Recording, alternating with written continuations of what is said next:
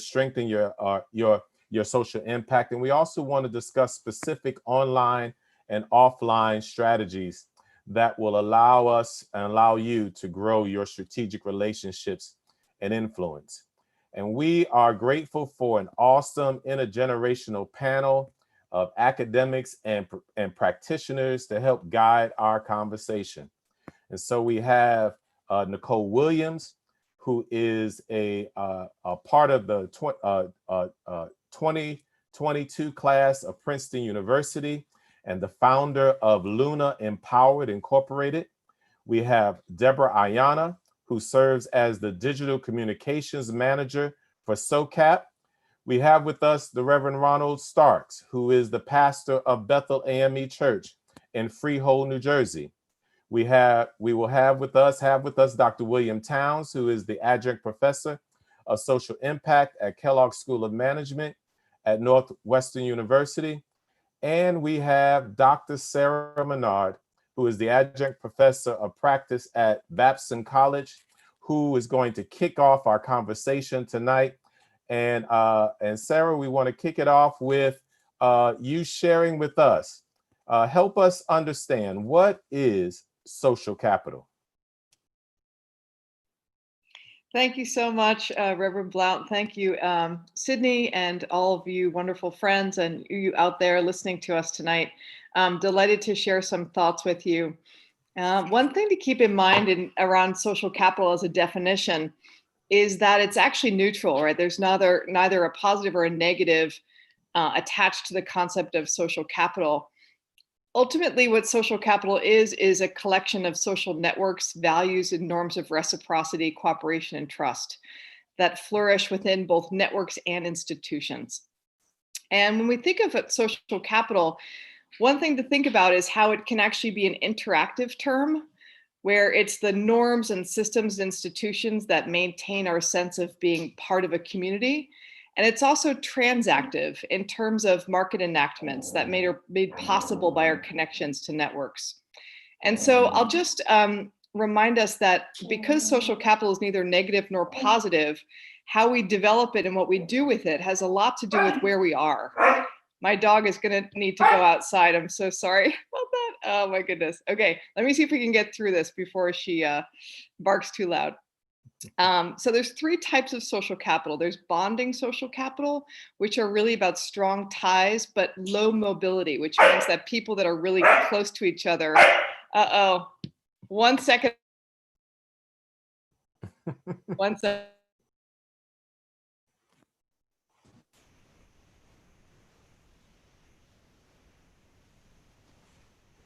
Thank you for your patience, the life of Zoom.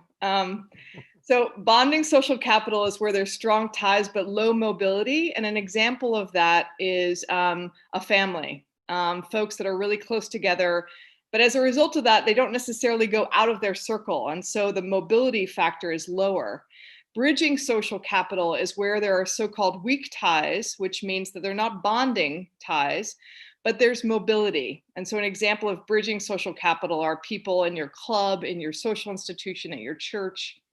And then there's linking social capital. And that's what we call also weaker ties, or the weakest ties, but very high mobility. And why is that? Well, because the people that are not necessarily either bonded or bridged to you in your network, there are people that maybe are from the outside that you don't necessarily have a direct connection with. As a result of that, of course, they're going to bring you into new networks and new institutions and expose you to new things.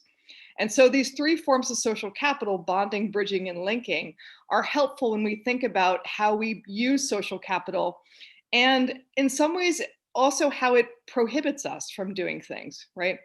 There is a theory in academia called forced reciprocity around social capital. This idea that when you're in a very tight community, you're actually forced to stay in that community, to think with that community, to spend your money with that community. My PhD is on Senegal, West Africa. I spent many years there as a Peace Corps volunteer.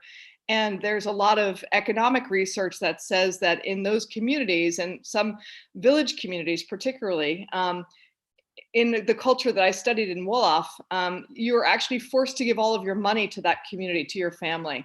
And so as a result, it's very difficult to save and invest and then eventually to, get into a higher income bracket and to even leave. And so it's important to recognize when I talk about social capital being neutral, not either positive or negative, is that, again, back to this idea that it can be both interactive in the norms and the values that we use, and also transactive in terms of what it allows us to do. So it's a complex term, really, when you think about it. It has a lot of dimensions to it. It isn't just an asset, it's also something that we're thrown into. We don't necessarily choose the institutions that we're born into. And so sometimes social capital can be a liability when we're associated to a group that somehow is not acknowledged or recognized or is not helpful. And of course, the opposite is true. So a couple of last thoughts I'll just throw out there for our discussion is Robert Putnam, who wrote Bowling Alone, a very famous book, did his research and came up with the idea that basically America is increasingly disconnected from families, friends, neighbors, from our democratic structures. And the reason he knows that is because he did research, 500,000 interviews over the last quarter century, and showed that there are a drop in family dinners, 43%, 35% drop in having friends over, for example, 58% drop in clubs and meetings that we used to go to. And then, of course, the title of the book, Bowling Alone, where you realize that actually bowling alleys are still frequented, but people aren't actually bowling together. There's no more bowling leagues. People go alone or they go in groups. And so why does that matter? Well, it matters because these actual groupings, these institutions that were part of suburban life, urban life, and democratic life helped us to understand each other better. And it also helped us to find ways to communicate over difference. And so one of the things that I think we should talk about, hopefully talk about today, particularly with younger generations' views on this, that we have really entered a time where we have this idea that somehow the social capital that we hold on to is fixed. We can't do anything about it. We can't use it to go across an aisle or go across a network or get to know other people. And so therefore, there's this sort of fear of the other. And then, of course, when it comes to faith and church communities, what is the role of the church in all this, right? And so in some ways, I would just argue that churches can redefine social capital from the perspective not just of fundraising or impact in terms of money and in terms of status and in terms of networks, but also in terms of beloved community, as the ties that bind us to one another simply by being imago Dei, that the church's relevance really can be reshaped as an active citizen in the brokenness of our society. And so social capital can also be what we call a discursive bridge, a term to help us connect institutions where we feel loss and belonging where we feel exclusion. So those are some initial thoughts, hopefully to set us off.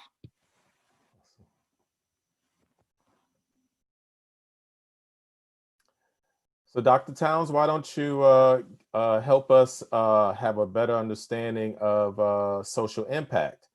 And then we'll begin to have some conversation. We'll bring the conversations together.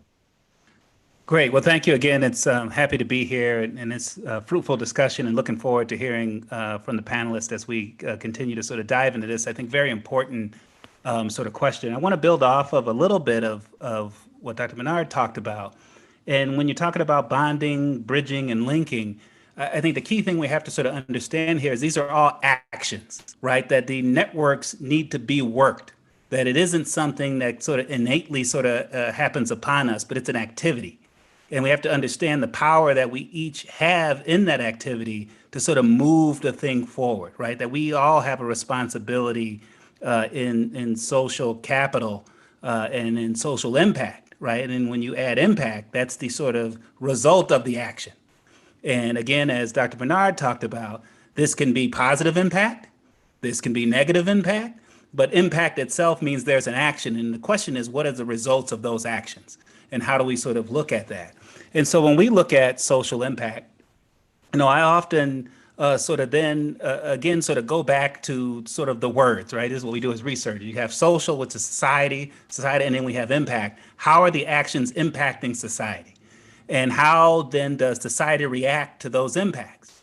And we can look, and we've got, unfortunately, a ton of current examples that we can sort of look at. We can look at the activity of the police and its abuse of a certain segment of our population, right? The attacks on sort of Black and minority populations. That's an impact. That's a social impact. The reaction to that impact is the activities that we're seeing in our streets. The people are marching, people are protesting, running for office, these sorts of things. And so the question is, how do we sort of take control of those actions and move the system or the structure in a way that allows us to really get the results that we're looking for? That's really what we're in search of, right? That we've seen these activities happen.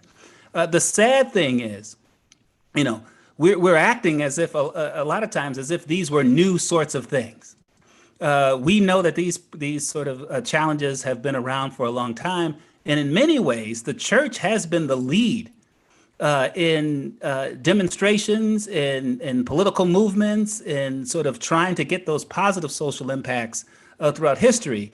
As communities have changed through social media, the communities are no longer local, right? A community really is a group of people with a set belief of culture, set beliefs of cultures and activities that sort of group. Through social media, those communities are now national. And so an event in Sacramento could trigger a march in Chicago. An event in New Jersey could trigger movements in Philadelphia. And so we have this power now. And it's socially, how do we sort of gather ourselves together in a way to really move our efforts forward and not allow the movement to be corrupted or taken over? And we've seen, again, those activities, and I'm looking forward to our millennials and Gen Zers to really help us sort of think through how this stuff is being impacted. But the social impact really is the notion of how do we sort of simultaneously not only move ourselves positively forward, but also participate in the economic engines that those activities have. And I think we have to sort of think about how do we sort of do both of those things. We can no longer play in just the sort of for nonprofit sort of social space alone, but we have to have that combined with the economic benefits and activities that are going on in our communities and take control of our efforts. And so I think for me, social impact is the blending of profits and purpose.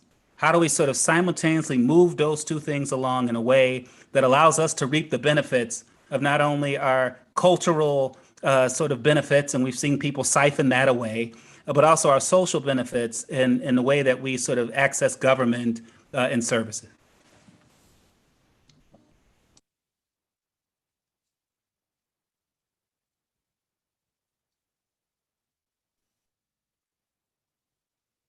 Sydney, where do you want to lead us from here? Well, you know, it's interesting. Sarah and Dr. Towns, we all met up at SOCAP in San Francisco last year. And, you know, as you hear these terms in the foundation world, the investment community are kind of using these terms, social capital, social impact, literally billions of dollars are moving. JP Morgan just announced, right, that they're putting dollars into the space. But, you know, so many churches are doing social impact work, doing social capital work, but they don't use those terms and they don't have access to that table. And so, Deborah, you work with SOCAP. Can you tell us about SOCAP and your thoughts about, you know, how we can begin to get access to this table? Definitely. I want to start out by saying thank you for inviting me to this conversation. I'm really excited to have it. So SOCAP is known for being the largest and most diverse convener of in the social impact space. So that is impact investors, social enterprises, accelerators, funders, basically the whole gamut. We seek to be what we call the big tent and bring together people in that space so that we can have this conversation, so that there can be a level of synergy and community and conversation that can happen. And so one of the things that I think is really great about what our goal is at SOCAP is that every year, our flagship conference, we curate our conversations based on what our community tells us that they want to hear. We have a process called SoCap Open where people are able to say and nominate sessions and speakers that they want to hear and conversations that they want to happen. And so the annual themes fluctuate based on what our community is telling us they want to see. And then our community also votes on those sessions. And then ultimately our content team will decide and curate what actually comes to the conference. We will actually be having our flagship conference virtually this year, of course, and it will be starting October 19th, and it is actually still possible for you to get tickets if you have not already. Just put that shameless plug in there. But really, I think one of the really important things about SoCap for this conversation is that SoCap aims to be a level playing field for people to get into. But I recognize, and we often talk about the fact that the playing field doesn't feel level to people in a lot of different communities, the faith communities being one of them, because they don't have the right language. They don't necessarily know that when we say social impact, we're saying the impact that you make in your community, the ways you affect the community and the people around you. I mentioned this in our pre-call, but I think one of the things that's really important in the way that I view churches is that most churches are both impact investors and social enterprises. They are receiving funds and using those funds to better help their community, but they're also disseminating funds and resources, whether that be time or various programs, to make sure that their community is thriving as well. And so I think it's breaking down these words and letting people know that just because we have this fancy terminology or what have you, doesn't mean that this is not a place for them to be. And moreover, that it is the place for them to be, not just somewhere that they can listen into, but this is a place for them to be an active voice in, because the faith communities have truly been doing this work longer than pretty much anybody. So I really do feel like that's this is the place, this is the conversation that we need to be having. And I'm looking forward to seeing more churches and more faith communities coming into it. Yeah, that's amazing. And we're glad to have Nicole with us tonight as well. As we sort of talk about this space, and I want to get to Pastor Sparks in a moment, but both of you have grown up in a traditionally, historically Black church. But I think you have sort of, even before the pandemic, begun to explore online ministry, Nicole and Deborah, and have connected in ways in which many of our congregations are just trying to figure out now in the midst of this pandemic. Nicole, you started Luna Ministries. There's no building yet, I guess, but it's online. Talk to us about online ministry and how you use social media to connect with people. Most definitely, yes. It's truly an honor to be here. So Luna Empowered is a nonprofit I started with 4 of my other friends at Princeton. They're also women of color, women of faith. And we just exist to facilitate resources or facilitate spaces and provide resources for students as they're on their own journeys of emotional and spiritual health. And so I'm really passionate about that intersection between mental health and faith, and really just providing resources that really just get to the intersection of that. And so, our ministry is very much an online one. And it was kind of something that was on my heart even before the pandemic hit. And then when the pandemic hit, it was like very clear that it was most definitely going to be online. But it's been really, really powerful for me. I started my online ministry just personally under my name on Instagram is Unapologetic Nicole. And so I started after my gap year program and just started just sharing my story. And so I didn't really formally think of it as a ministry. It was just kind of me just sharing what I felt like God had done in my life. And over time, it really grew, it developed. I actually started getting plugged into more resources in regards to business and faith, or online business and faith. There's actually a lot of resources out there that talk about that, and even a lot of online ministries that very much use online business models, much newer business models to do the work that they do. And so engaging a lot more with those, and I've just really found truly just a power in social media. And I know we'll probably also talk about the downfalls of social media, but truly a power in it to connect with other people my age, believers, that I did not realize that there's just a huge community of just believers that I've been able to connect with online and share stories with, and really just feel more connected. And even in the more recent months, actually getting buy-in from people that have been following me over these last couple of years to say, like, actually, I want to support support like what you do online. Like I actually want to invest money. I want to invest my time. One girl I just randomly met, she's starting her freshman year. And she just said, Nicole, I want to help you edit your YouTube videos. And I just want to do that because I just love what you do. And so being able to just, through just sharing my story vulnerably online every day, just build a real, true, genuine community. And it's as if like I have known them my whole life, or like we're really close friends, but we have just met purely through social media. You're on mute. Pastor Sparks, you pastor in Freehold, New Jersey, and I'm assuming your church is online, your congregation's gathering. What's the online experience been like, and how are you engaging community in the midst of this pandemic? I think that the church was, particularly our church, we have an older congregation, and we've talked about technology, we've talked about what we needed to do to get online, and it was slow. The pandemic sort of sped that up. It forced us to do something different. It forced us to get uncomfortable. And what we found is once our seniors got instruction on what to do, they picked their comfort zone. So whether it's Zoom, whether it's YouTube, whether it's calling in, they've learned how to navigate the space and even get to the point where they're willing to get on Facebook. They're willing to use social media, even if it's on a very limited basis. So we started the Zoom. I particularly wanted to start off slow because it was a transformation for me as well. To do more broadcast type preaching and move from more of a preaching style to a teaching style to where people can understand what you're saying, because you get a different group that don't understand churchese, was what I call it. They want to have language they understand. And so it's more of a teaching mode. This past Sunday, we actually did our first streaming, in-house streaming. So they got a feel for what it would be like. And it actually was outside, and they really had an enjoyable experience. And those who did not come, I wanted them to feel comfortable and knowing that they didn't have to come, but yet they still could experience the worship. So I think what it has done is it has forced us, and as our theme this year, we're reimagining ministry.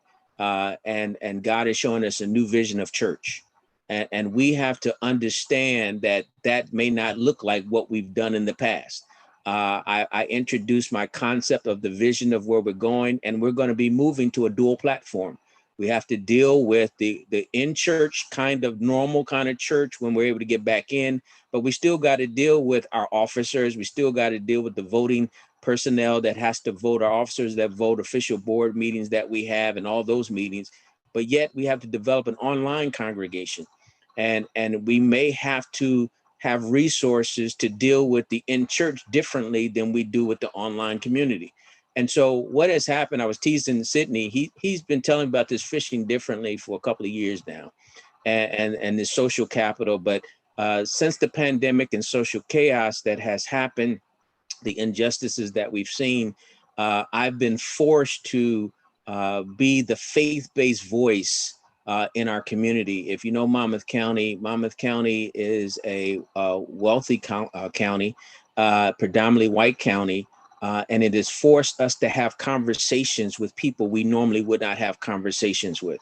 It has forced the community to come to the Black church because they need a voice that understands what the persons of color, Black people, Hispanic people are going through, because they have not been in those conversations before, dealing with the uncomfortableness of these types of conversations and developing impact statements. So they come for suggestions and help because they don't have an idea.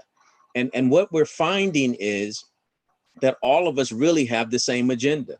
All of us really have a same goal. It's just when Dr. Menard was talking about the social capital, I was like, man, we're doing that. We're doing that. I just didn't have the terms, Deborah. I just didn't know what to call it. But really, that's what we're doing. We're developing and bridging the resources, whether it's the educational system, whether it's the government system, whether it's community-based, faith-based, or business. We've all come together and said, this is what we need. And one of the surrounding issues is this distant learning with our youth. we found that there are gaps, that there were students going to Wendy's and Burger King in order to get their internet access. And so we've said, okay, how can we get the cable companies, people like Apple, Microsoft, how can we bridge that gap? And so when Sydney asked about this conversation, I'm like, this is the perfect place to have it. How do we connect? And Deborah, I'll be calling you. How do we connect those persons like Microsoft, Apple, and other institutions of business, connect to the point where it's not necessarily giving money to the church, it's really giving money to the community. And we found that when we had these conversations, everybody's really on the same page.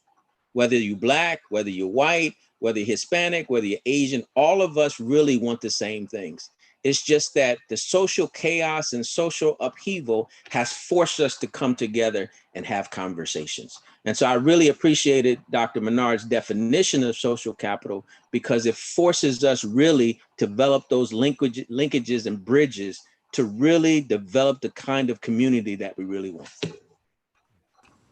You know, and I can follow up on that. I think the other thing that's important to sort of recognize, as Reverend Sparks was talking about, it's not only that there are certain segments of our population that are afraid to come to talk to us, we often don't talk to them, right? And so that bridge needs to sort of really sort of be crossed so that we both feel comfortable, so that we can have the discovery that Reverend Sparks has talked about, that, aha, there are many of us that are on the same page in trying to do it. We're just trying to figure out how to help. The other thing I think which is important, which is as we're seeing these announcements come out, and as Dr. Williams talked about today, JP Morgan announces we're giving $30 billion to fight injustice. We see the Netflix founder saying we're contributing 125 million. Michael Jordan says I'm giving 200 million. NFL says this. The question is, this is all well said, but how do we get to well done? How do we sort of track these announcements? Everyone's flying a Black Lives Matter flyer. Everyone's doing all these things. But a year ago, they weren't anywhere to be seen. And so now that we've got people's attention and they're making these verbal commitments, how do we turn those commitments into actuality, right? And how do we say, hey, you're not giving us the money, you're giving it to the community, but how about you give us some money too? Like, we don't have to sort of separate those issues to somehow say you shouldn't give the church money. You're playing an incredible, important role in how these communities get developed, and we should not shy away from getting our piece of the pie in order to administer the services and things that we're giving. And to hammer home Reverend Sparks' sort of point about we've been doing this a long time, the term social impact only came about in 2008. This was at a meeting at Rockefeller where they coined this term social impact. Now, we know that those activities have been going on long before. We know that there's been social impact investing when we had our star community people who were off to college, and we held trunk parties or events where we took pride in that this one person from our community was going off to college, and we all pitched in to provide books, clothing, computers, whatever this one person needed, because we recognized when Tawana or Jamal goes off to college and gets their degree, that we all share a piece of that success, right? And so this sort of socialness and how we invest and how we feel that we're contributing back is something that's been a long part about our activity. And it's time that we start to recognize that and cross those bridges. That's amazing, Dr. Towns. Dr. Blunt, I know you've had a chance to do some stuff around food insecurity, and you've been able to access resources outside of the church's resources. Do you want to share sort of how that's worked and how social capital has played out for you in Chicago? I'd be happy to. And I think that also speaks to a broader question that I would want to share. I would want to ask everyone else about how do we begin to build relationships. You know, this conversation is around building social capital, where it's about collaboration and not competition. And we have been able to do the work that we've done in our community because we built relationships. We were able, even in the midst of this pandemic, I pastor Arnett Chapel AME Church on the south side of Chicago. And we were able to, in partnership with the Greater Chicago Food Depository, as well as the local elementary school, John D. Shute, to be able to do a 12-week pop-up food distribution to address food insecurities in our community, in our neighborhood.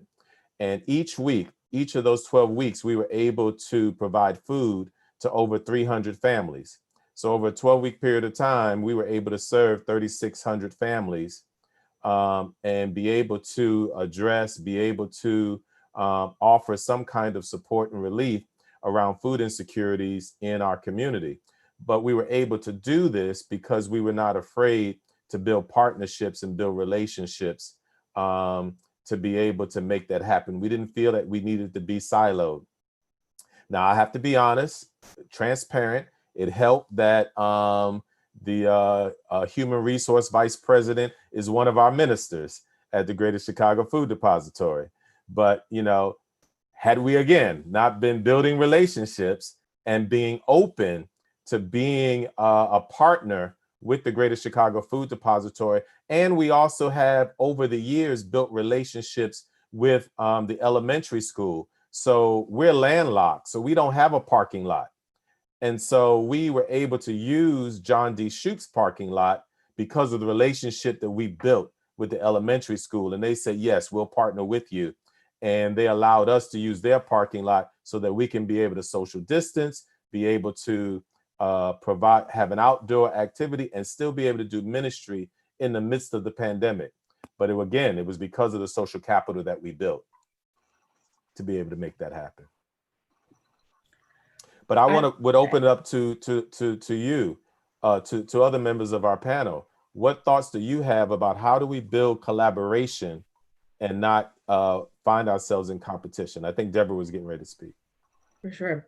I think one of the things that I don't think people realize is how equalizing the internet is. There is a way for me, if I want to, someone who's popular in pop culture, I could send a message right now to Beyonce. Will she open it? Probably not.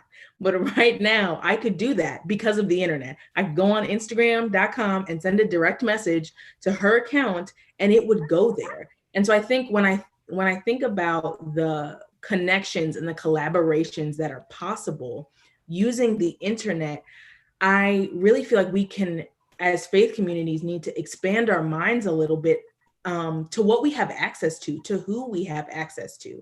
I had an opportunity to build a really good relationship with Nicole over this pandemic, even though she has been in New Jersey the whole time and I have been in Chicago. We have been able to foster a relationship and talk about ministry and bounce ideas off of each other and support each other because we didn't stay limited to where we are physically. And so I think one of the things that I think is really important with collaboration and building great impact is remembering that it doesn't have to be where you are physically, that you can use the power of the internet, you can use various tools, you can search for faith communities in your area who are already doing work around what you're doing. And even if you don't partner with them to do the actual work, the physical work, you can always use it for mentorship opportunities, for ideas. You don't have to always start from scratch. I feel like that's one of the things I see a lot of churches do is they feel the need to reinvent the wheel, and there's really no need for that. And one of the things I love to tell people is I know a lot of people, I think Reverend Sparks mentioned this, that he had to build his online community for his congregation. And a lot of pastors, faith leaders are trying to figure out their way to do that.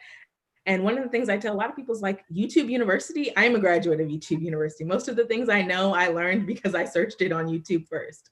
And so really using those resources, but then also one of the things that I love to do is if I see a smaller channel that is posting about the thing that I'm interested in, I'll send them a message. I'll send them an email. Almost every social account thing that you have to create, you have to use an email. So you can send someone an email very easily and connect with them. So that would be my main thing that if people could take home for collaboration is don't be afraid to reach out to people. I know that there's the generations before me, that's like there might be a level of like stranger danger, or we can't trust people on the internet. I'm not saying you got to meet up with them. I'm just saying it would be nice to send them an email, and don't limit yourself to where you are, because there's so many possibilities when you're willing to use the power of the internet to really connect with people and grow your impact that way. To follow up on Dr. Blunt's question, you mentioned silos, and I think we've naturally built silos in our denomination, our churches, and our communities. And a lot of times we do create the things that we do, and because of funding sources, we sort of limit it to our little group because we're getting money. And because we're getting money, we don't want you to have our money. So we're going to keep this quiet. But what, as Deborah mentioned, COVID has made us all on a level playing field, whether you got 10,000 members or whether you got 10 members. We have access to this global world through the internet and social media. And so I listened to Nicole as she talked about her ministry, and she's free, unlike us as AME. Sometimes we're not as always free to do some of the things that you can do if you're on your own. And so one of the things that, in listening to her, even if I just push young people to her website or push young people to what she's doing, that's still ministry. It doesn't have to be my church that's doing it. It doesn't have to be me that's leading it. Because as Dr. Blount knows and Sydney knows, many of our churches have older members. And so getting the young people is challenging. So if Nicole has a ministry that young people that I've come close to will benefit, why not direct them to her information, her page, her YouTube, so that they can get blessed by what she does? And so therefore it starts that relationship. It starts that collaboration by, we don't really have to talk a lot as long as we agree on what they're talking about. That doesn't impact, my teaching and my understanding and my faith. But as long as that's good, I can help utilize that. And what will that do? That will open up channels for other young people. And then before you know it, we have this collaboration, these young people who I've never met, who I don't know, but yet I'm benefiting from Nicole's ministry. So if we do that with other people, as far as coming together, as you did with the food, as we would with internet service, as we would anything else, then I think we would be better off, because now I don't have to come up with all the resources. I don't have to come up trying to get my people to volunteer. I can use the social capital that's already available.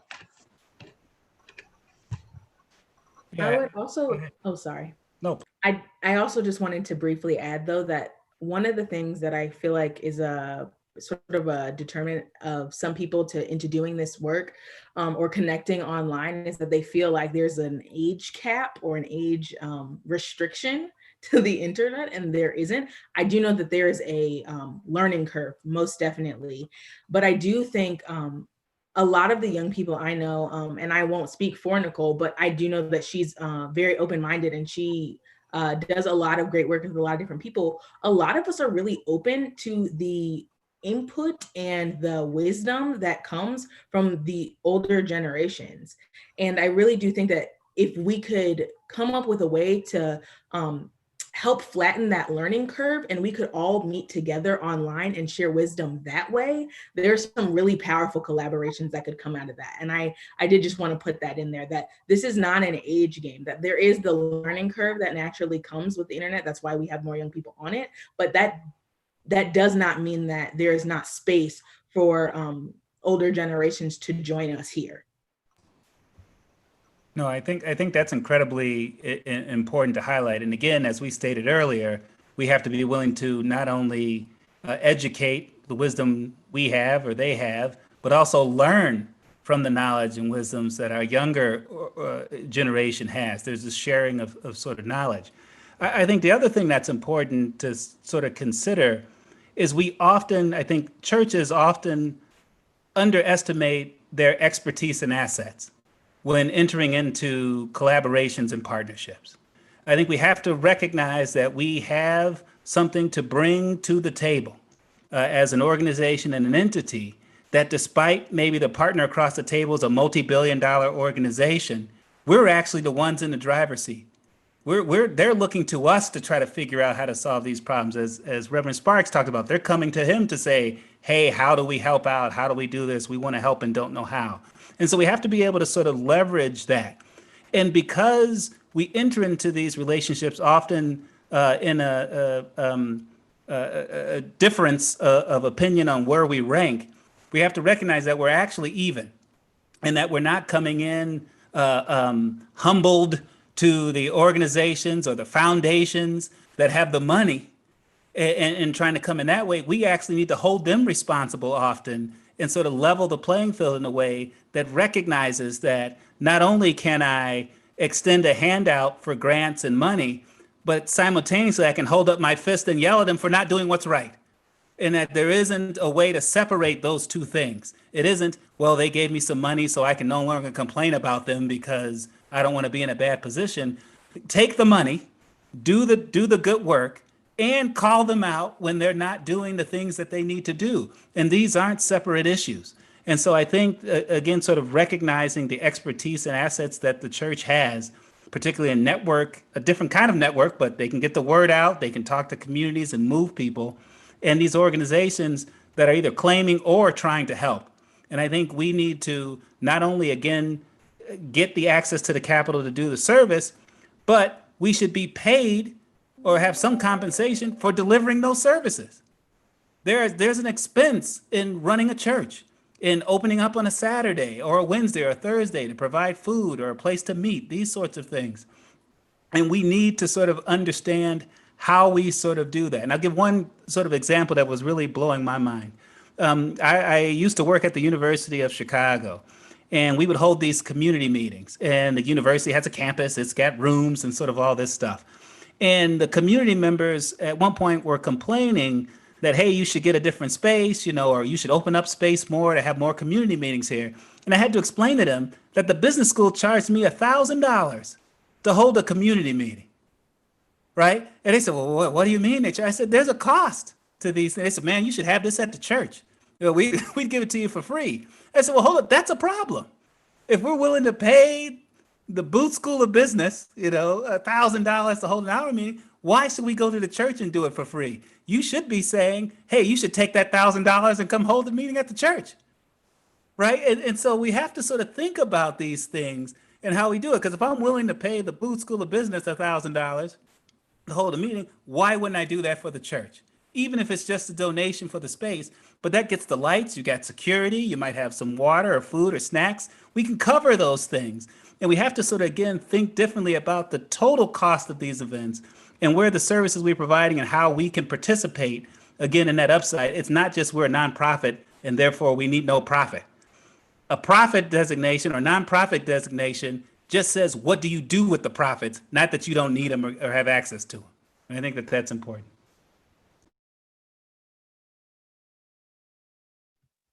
This is getting really good. Anyone else want to comment on what Dr. Towns said? I've got a bunch of thoughts, but I'll hold off for now unless somebody else wants to jump in. Well, I'll just add a couple of thoughts onto what Deborah and Nicole actually said earlier, which I think is an important point. This notion that, back to social capital, market and market exchanges, how we negotiate and navigate money and capital and how we decide what things cost and what people own and what is public goods and all of those discussions in the marketplace. Those actually are the bedrock of social capital because it's the social relationships. Back to your point, Reggie, about building the food coalition, right? It takes a long time to invest in those types of relationships. Those relationships then help you navigate what is the cost and the value of something. So what's interesting about, Bill, your example about the $1,000 is if you had a discussion transparently about the fact that, this is a relationship, it's worth something. Coming together is of value to us. And just by putting a number on it, say it's a $500 or $1,000 to cost us, it doesn't mean that we're monetizing the relationships. it means that we're actually giving real value to the space, which facilitates the relationships. And I think that's something we get confused a lot about, I think, in the society, because the two pocket thinking of the nonprofit space, right? And the social space in general, of if we're doing something that's intrinsically good, that has like deep, wonderful, warm feelings of social value and connection, then we can't actually mix money in with it. And I think we lose sight of that. And interestingly enough, the opposite is also incredibly true. That if we're, cutthroat, sharky about a transaction that's only profitable, somehow you can't also bring humanity into it. And of course, social impact and social entrepreneurship and impact investing in that whole field is actually trying to change that. So thinking how we can deconstruct our binaries a little bit, and social capital might be a helpful way to think through that. Yeah, I was going to just pick up on what Dr. Towns was saying. And I think, Dr. Sparks, you know the story. My first year at Bethel here in Morristown, when our church flooded, we didn't have flood insurance. We didn't have the resources to repair the building. But when we began to reimagine the building as a community facility, right? And how could we use this building, this land, this space to benefit the community, we were able to raise over $1 million to retrofit that building or reimagine that building so we could have a commercial kitchen, which then gave birth to the Table of Hope. And so as we think of these properties, it's not just the responsibility of the members or of the church proper, but if we can imagine that facility of how it can benefit the larger community, then now you have a whole network or sort of a sort of social capital, if you will, that you can access to transform that building. And so thinking of it as a community facility, access so much more capital in ways in which we never imagined. And I mean, you could do, 50 bake sales and you'd never raise $1 million unless you got some really good, peach cobbler. But but we were able to raise that $1 million in a defined period of time and renovate the church, so we could have a commercial kitchen. One last point that I forgot to mention, which is Viviana Zelizer, since I only mentioned Robert Putnam, a woman academic at Princeton. Viviana Zelizer is pretty well known for doing a lot of research on and coining the care economy.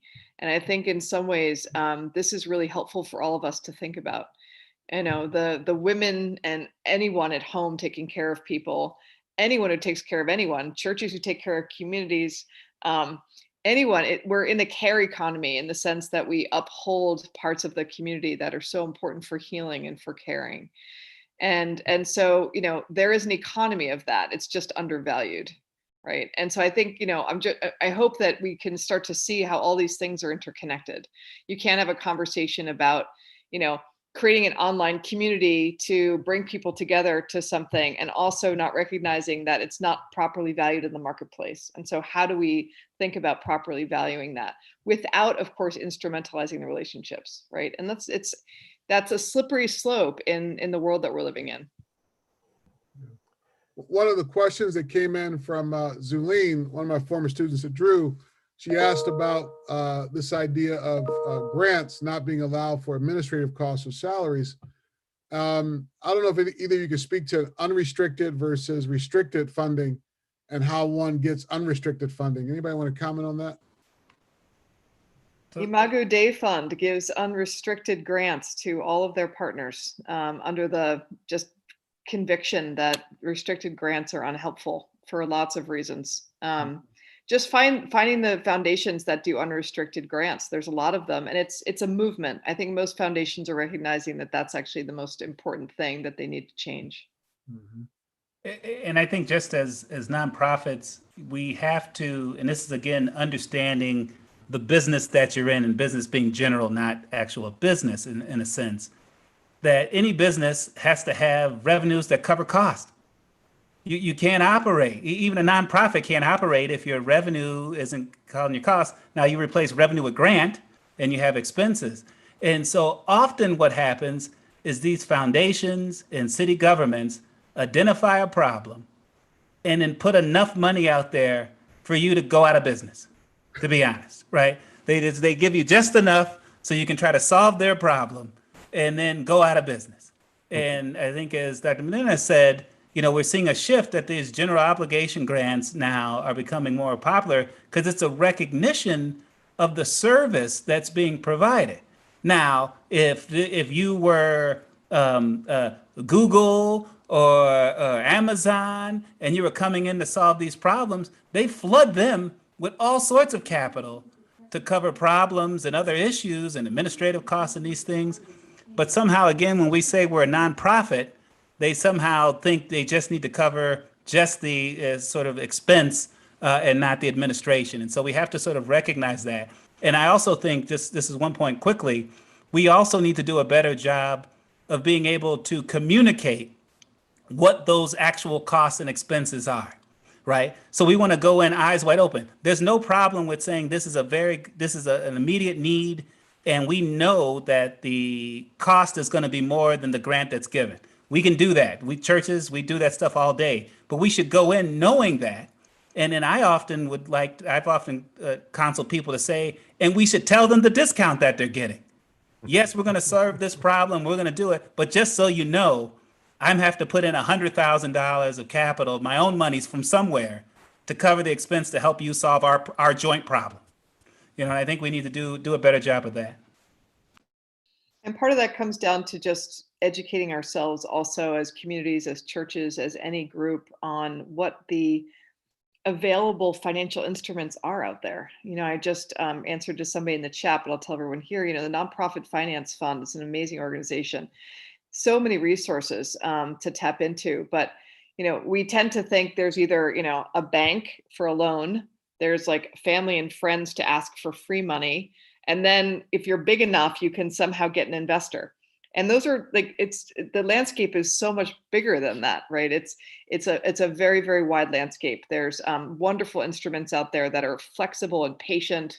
There's lots of different types of grants that have different types of arrangements. So I think one of the things is just, not being afraid. Sydney and I, you and I've talked about this, but not being afraid of what you don't know. And really just being able to say, wait, we want to do this. Is there anything out there that does that?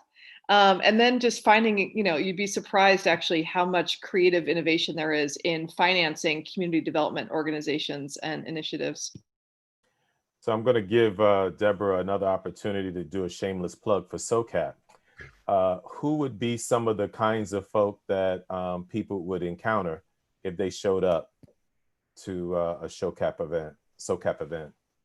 Yeah, so I think the first thing that I did want to add to this question, though, is that that notion of making sure you know the terminology that you're using, because we're talking about a nonprofit, but you are still a business that is seeking to make impact. And so using that terminology opens you up to a whole nother different type of fund and fundraising ability. So I wanted to put that there as well. Even just that quick change in the way that you describe yourself can really open you up to a lot of things. Specifically to answer your question, Dr. Blunt, the types of people that you meet at SOCAP are not just going to be your run-of-the-mill, I shouldn't say run-of-the-mill, not just foundations, not just banks, but there are so many different types of capital. And I think one of the things that is really interesting that you learn when you go to an event like SOCAP is that you learn that the types of capital that you are used to break down into a lot of different smaller types of capital. So there are asset managers who are managing funds, who are managing funds, who are managing funds. If you are connected on any of those levels to those asset managers, to the people who hold the portfolios, to the foundations that give the grants, or even the foundations who oversee asset managers who give grants. There are so many different ways in which money can be found. I think that has been one of the greatest things I have learned in my time working at SOCAP, that I'm really hoping to not just unleash to the millennials and the Gen Zs, but faith communities, all of these communities. Also, I come from an arts background. So the arts and culture communities, which is one of the tracks that we actually will be having at SoCap Virtual, October 19th through the 23rd. But there are all these different communities that don't understand that there are so many different types of capital and so many ways in.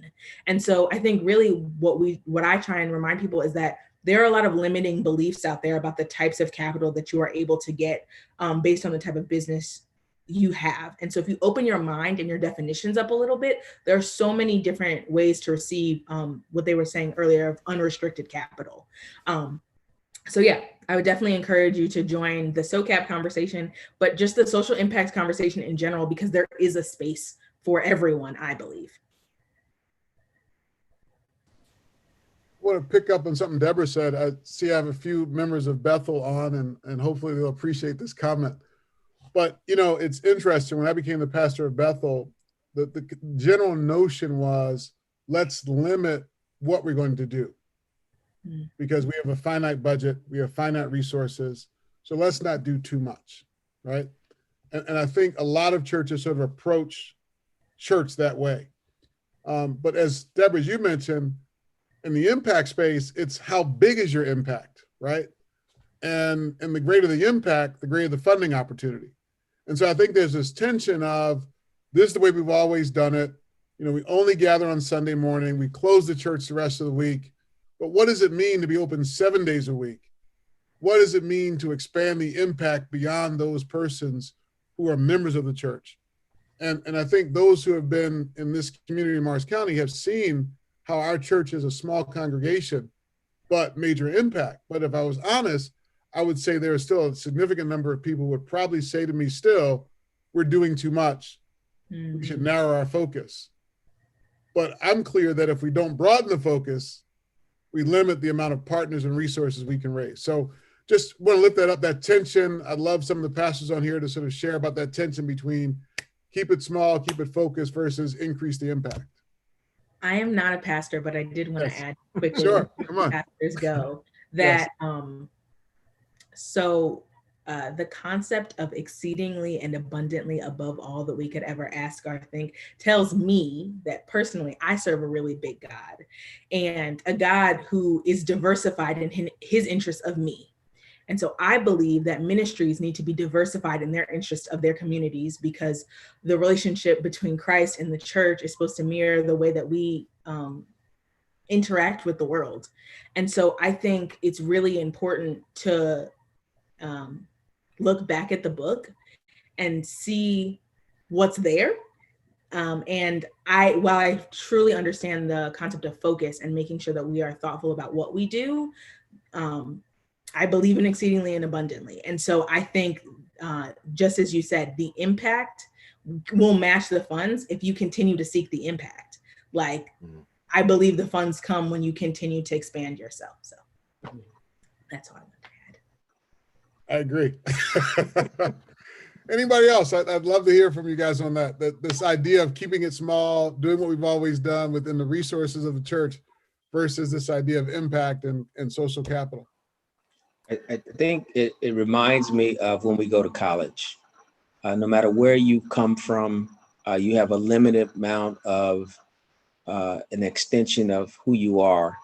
But when you go to college, you hear different ideas, you meet different people, you understand different things. And I think being introduced to Sydney and Dr. Blount and the rest of you has helped me as a leader to look beyond, even though we preach about exceedingly and abundantly, even though we talk about that's what we need to do, when we come to the church portion of it, the reality is, which we realize we can't do, we look at the tithes and offerings, and that limits us to the budget.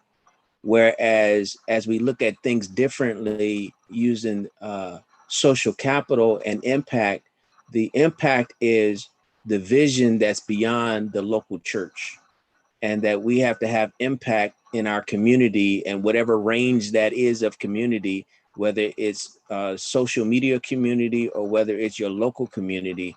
You have to think beyond those borders of your local budget. So as Sydney has come to learn that I'm coming into the knowledge of that. So therefore my thinking will be differently.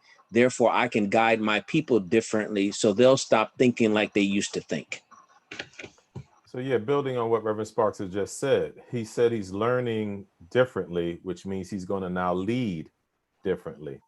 One of the things that I realized as a seminary professor, that I also take into my role as a pastor of a church, is that sometimes you have to help the people that you're working with unlearn what they've learned.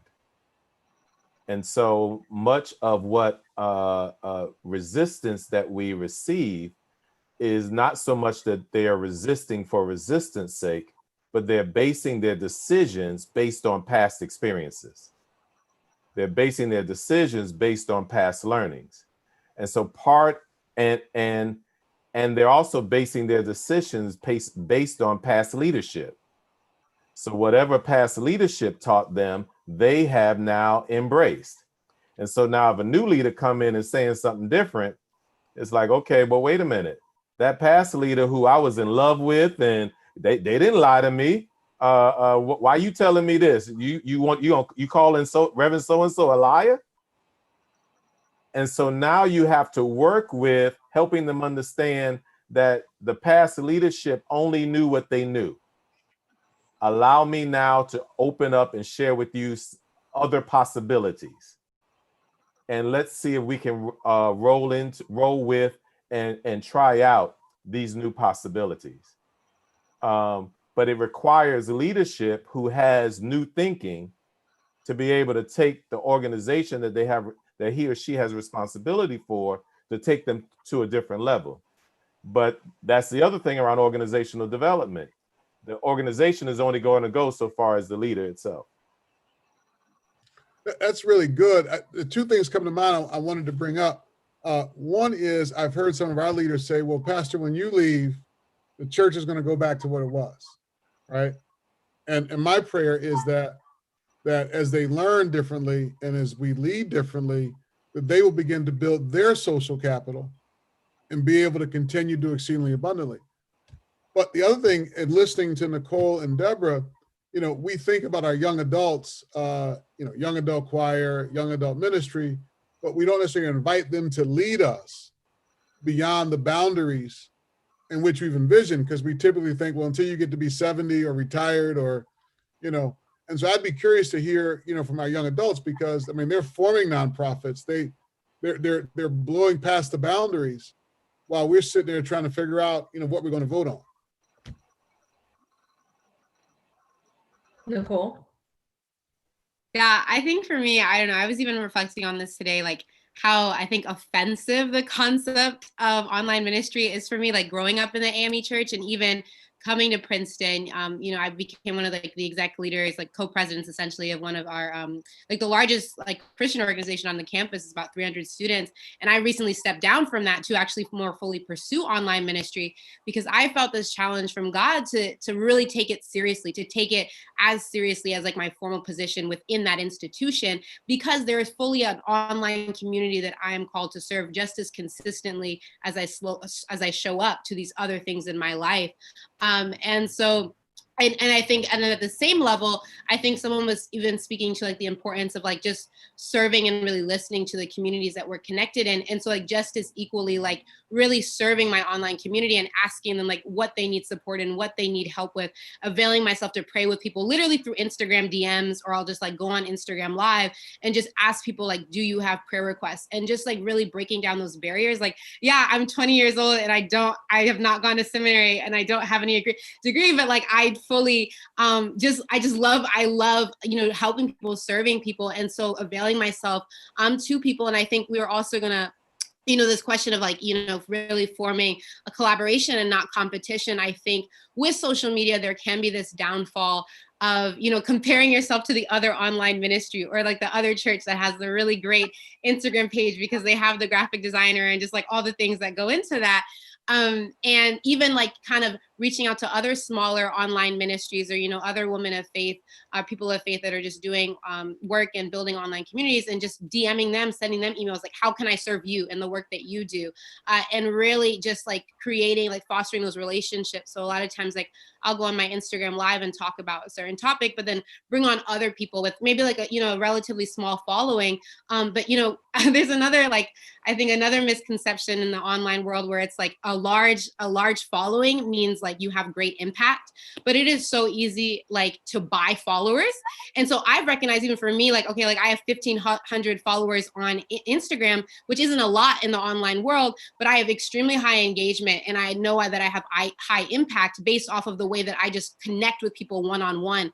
And so while like my following may not be as great, I know that on an individual level, I have fostered and cultivated relationships over these years that matter. And so, yeah, I think Deborah spoke to this a lot, but really just breaking down those formal barriers, listening to people, really, again, that vulnerability piece on social media too, like not feeling like you have to show up and like present like perfection in this space as well. People are looking for honesty. Like the posts that I do that have the most engagement are the ones where I'm just like the most honest and the most just like, I'm not doing well, or I don't have things, figured out. And I think we need more of that from our leaders in this season. We need more of that emotional vulnerability from our pastors to say, like, maybe we don't know what we're doing and like help us. Yeah, that was a bit of I just want to quickly add, I think one of the things that we talked about at the very beginning is that we wanted to give like strategies for the ways that churches can really engage. And Nicole just like breezed through like 5 of them. So I just want to highlight them really quickly. So one of the things that she talked about is that she gets on Instagram Live, she creates a space that is a live space that is still like held online. And that's really important in connecting with an audience. The second thing is not caring about numbers. About a month or 2 ago, I started a deep study of like joy in my life. And there were some people who like thought it was interesting and thought it was good stuff. And so I decided I would create an email list. There are like maybe 33 people on this email list right now, but I specifically came with the intention of serving those 33 people with the best way that I can, because that really matters. If you're not willing to, like, as the other thing Nicole said, is really give it your all, and even I know that all is a lot because, we are in a pandemic, there are a lot of things going on and pulling at your attention. But if you're not really willing to give it the good old college try, you're not going to see the results. See a lot of people, they're like, well, I posted to Instagram, and they posted like once every 17 days. That's not going to work. You need to have a level of consistency and showing up, because that's how people really create buy-in. In the same way that it happens at church, you need to create that buy-in online. And I would say the last thing is really, again, just hammering back that point of being willing to collaborate with people, connecting with another church that might also have a small following, and say, okay, like let's like pair up to do these things together. I'll share your videos and you share mine, and we'll tag each other in them. That's a really great way to share community online. And again, reminding you, they don't have to be in your area. We can have the Chicago, New Jersey connection going on online, and it's okay. So yeah, I just wanted to briefly highlight that those are some really strong strategies that we can all use to grow our social impact online. Yeah, I think I'll just add, I think it's important to understand the goal. What are you really trying to do as you sort of work through these things? And I think Dr. Blunt's comments about sort of unlearning is an important thing for us to sort of recognize. So I grew up at a time where we had Sunday shoes. Right, you dressed up for church. You only wore these shoes on Sunday. You only dressed like this on Sunday, and so forth. And so when I see my daughters getting ready for church today, they're 13 and 12. I have to somehow sort of check myself a little bit and say times have changed, and Jesus might be all right with gym shoes. He might be good with that, right? That you can be comfortable and sort of show up, because the goal is that they get the word and the spirit. And so we have to sort of sometimes uncheck ourselves on the way that we were sort of brought up in a way. And this goes across a number of things. Church is one example. I mean, I'm amazed at some of the things millennials and Gen Zers say to bosses at work. And I'm sometimes saying, I wish I could say something like that. When I grew up, I was told to just be quiet. You know, when they ask you a question, Will, just say what your question and don't screw up your good white job. That's what my grandfather told. Just don't screw up your good white job. Be quiet, keep your head down, and you might be all right. And these millennials and Gen Z are coming and talking about, in 5 years, how do I get your job? Here's the things you're doing wrong. They've been at work for 2 weeks, you know, and so we have to sort of figure out how we do that.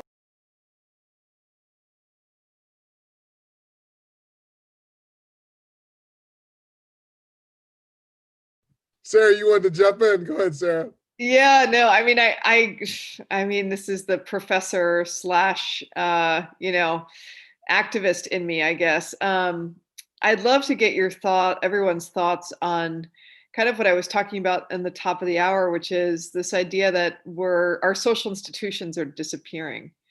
And so while we're creating these communities that are literally virtual all over the world, which is phenomenal to think about. I mean, I teach yoga to a girl in Berlin. I teach mindfulness to people from all over the world. I'm teaching a course for Babson with students all over the world. It's amazing. It is amazing what we are able to do. And yet, I don't know if you saw The Social Dilemma, but we have a social dilemma, which is that the internet is literally, algorithmically geared to make sure that we stay in very small communities, the bonding and the bridging and not the linking. We have social institutions that used to exist on the corner and now they're empty buildings, but we don't care because we're online. And so that's a problem. It's a problem because physical spaces, as Dr. Willie Jennings talks about, are really important. The physical spaces that we gather. And so I loved, Bill, your reminder of the Sunday shoes, because I always want to say, is this the Sunday shoes approach? Or am I really saying onto something that's a real issue? And I just love your thoughts on that, without judgment, really an open, just, question of what do you think about that? Where does that fall for you all? Yeah. I have a lot of feelings on that, just to be very honest. It's multifaceted for me. I think for one, I do think that there is a level of gap, because for me, we're in a room together right now. In my head, in my heart, we are in a room together right now.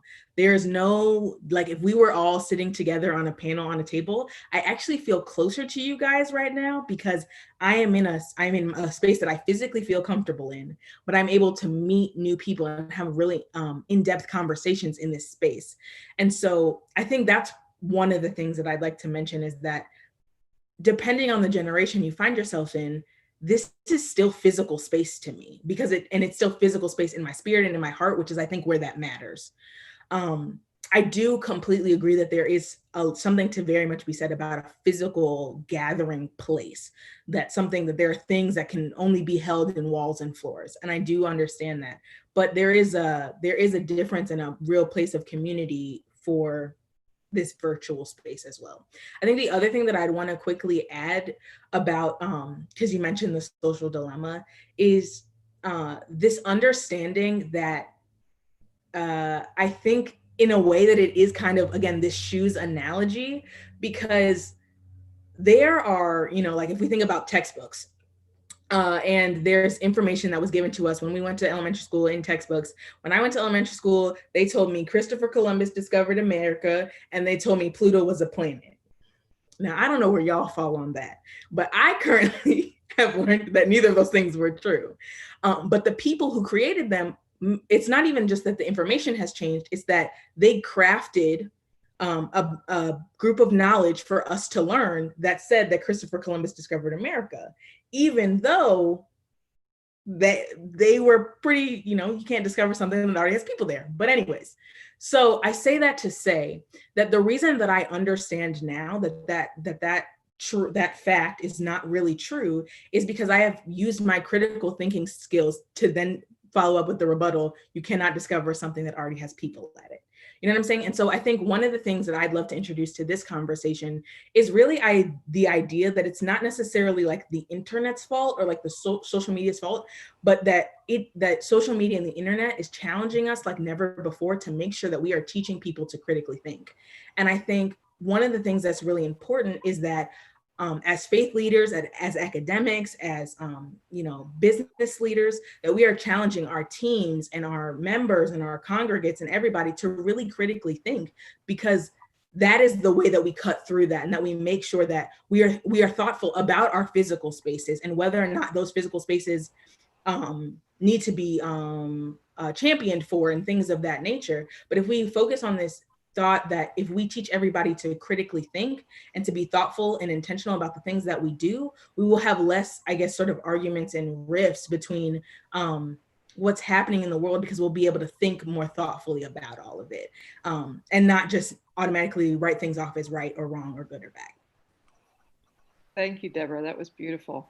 Yeah, I think that's an interesting sort of concept, and it reminds me of one of the most, I think, beneficial things I've received from getting my PhD, which you can say there's a lot of stuff you don't get from it. But one of the things was this concept of research bias, right? This notion that we have to be careful how we research something, because we can research something to find our answer. And are we really exploring for the truth, or are we looking to verify what we're looking for? And I think that has become more important beyond what I would have thought it would have been, given the way that we receive our news, right? So if I listen to Fox News all day, I can get one perspective, and then I can flip the channel and go to CNN, and I can get a different perspective, or vice versa, whatever you want. The intelligent thing to do is to research the sources and come to your own conclusion, as you sort of said, and not sort of trust one source. And this notion of the internet is one way that I think a lot of people are finding self-fulfilling prophecies in the thought process that they want to come to. And so there is this notion of how do you you're sort of saying, Deborah, sort of maybe expand your room a little bit beyond just the inner circle. And a lot of this needs to happen in our communities. If we even gather in a physical space within our community, but we're all sort of sharing the same idea, the question is, how do we welcome in some outside thoughts and sort of really have real debate and rigor on, is this actually true, or are we sort of misconceiving sort of something? I mean, there's a number of things from my childhood that I was told that I'm learning isn't true, including that I have cousins from LA, when I found out that really meant Lower Alabama, right? So we have to sort of do this sort of research to sort of figure out I grew up thinking they were from LA. They said they were from LA all the time. And now I find out they meant Lower Alabama. And so we have to sort of think through, how do we sort of collect the research? And we accept what people are telling us on good faith, but we verify, right? So I'm not calling out everyone a liar, but we accept what they don't, and then we go and verify. And I think that that's an important thing for us to sort of do. And I still think physical space is important because as we get older, and we all will, this notion of being able to gather sometimes is missing. And just having physical presence with people, I think, becomes important as we get older and things. So I'm thinking of people who are in nursing homes and these other things. How do we sort of gather that group together that may not have the ability to get online in a way that we do now? And how do we sort of value that as well? And to build on what Dr. Townsend and Deborah said, creating community. And I think what's missing in that critical thought is who's in the community. And if we don't allow, as Dr. Townsend said, those different ideas and thoughts, that community would always be what it was. And so therefore we don't have to critically think anymore. But when we open it up to allow that community, whether it's on the internet or in person, people will show up because they feel a part of the community. They'll show up online or they'll show up in person. And I think as the church, we have to be at a point of our thinking as we reimagine ministry and church. What does our community really look like, and who do we really serve? And when we can come up with that answer, whether it's online or whether it's in person, they'll show up, as Nicole said, because they see your sincereness and they want to be with you. And I'm gonna ask Sydney now to do his own shameless plug around fishing differently, because our reality is we are going to have to do something differently with our physical spaces. We're not going to go back to whatever we thought was normal. We're not going back to pre-COVID. And so we are going to have to think about, how do we engage community? How do we utilize our physical assets, particularly our real estate, our buildings, differently as we move forward after this? And so, Sydney, you might want to say something along those lines as well. Sure. So, I mean, I think we've kind of touched on a number of things. I kind of, like Deborah said, we've sort of drove past or sort of went across some speed bumps along the way. But I think one of the things that I teach in my course at Drew is this idea that all of the resources the church needs is supposed to come from the membership, from our gathering on Sunday mornings. And actually, historically, that's a false truth, right? And so many of us still are buying into that truth that, if we gather on Sunday, that we'll get all the resources we need to do the ministry. And like Deborah said, God's thoughts are not our thoughts. His ways are much bigger than ours. So one of the core premises of Fishing Differently is that if we're doing impact work, if we're doing kingdom work, then the resources that the membership is pooling together are insufficient to make the impact that is necessary in the communities where you are. And if we can believe that, then the impact is going to far exceed their internal resources. But the second point of it is, with the I in fish, is the intellectual curiosity, the creativity. I mean, we've got major brain drain because people are leaving our churches. And even though they may physically gather, their ideas, their creativity are being focused elsewhere. And so I think the challenge is to make space for people's creativity, their ideas, and so that we can lean into this impact, this social capital. And then thirdly, the S in fish is social capital, which is, and I believe this with all my heart, that there's always more resources available than what's in the church. And so, as I shared earlier, when our church had the flood and we didn't have the money to fix it, I had no doubt in my mind that we could find the resources in our community to solve that problem if we could identify what the impact was. And so the H in fish is human capital. If we're focused on measuring the impact we have on people's lives and how we transform the communities, there will be sufficient capital for ministry. And so I think the two biggest challenges is really understanding that the money we collect from members is not adequate. And two, that the creativity that we have not heard, that we've not made space to listen to, we've lost.